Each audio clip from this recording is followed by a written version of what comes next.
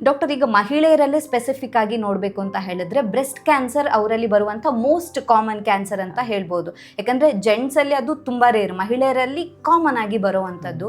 ಹೀಗಾಗಿನೇ ಮಹಿಳೆಯರಿಗೆ ಒಂದು ಭಯ ಇರುತ್ತೆ, ಸೊ ನಮಗೆ ಬರುವಂಥ ಹೆಲ್ತ್ ಇಶ್ಯೂಸಲ್ಲಿ ಬ್ರೆಸ್ಟ್ ಕ್ಯಾನ್ಸರ್ ಕೂಡ ಬರಬಹುದು ಅಂತ ಹೇಳಿಬಿಟ್ಟು.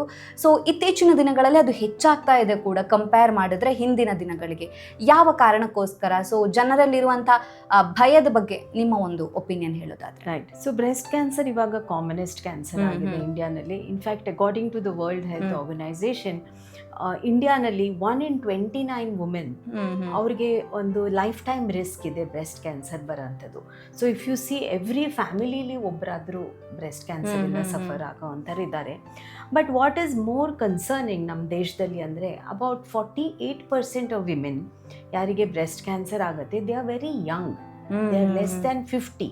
ಕೆಲವರು they are in their 20s, 30s, 40s ಅಲ್ಲಿ common. So as against what we C in the western countries, ಅಲ್ಲಿ ಜಾಸ್ತಿ ಅಂದರೆ ಅದು ತುಂಬ ವಯಸ್ಸಾಗಿರೋ ಮಹಿಳೆಯವರಿಗೆ ಬರೋ ಅಂಥದ್ದು ಕಾಯಿಲೆ ಅದು.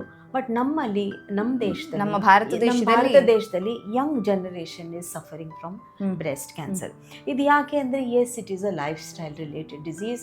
ಇವಾಗ ನಾವು ನೋಡಿದ್ರೆ, ನಾವು ಹಳೆ ಕಾಲದಲ್ಲಿ ನಮ್ಮ ಅಜ್ಜಿ ಅವರೆಲ್ಲ ಇರೋದು ಲೈಫ್ ಸ್ಟೈಲು, ನಮ್ಮ life style is so different. We have become more westernise. ನಮ್ಮ ಈಟಿಂಗ್ ಹ್ಯಾಬಿಟ್ಸ್ ಆಗಲಿ, working habits, not exercising, smoking, alcohol, having late marriages, not breastfeeding.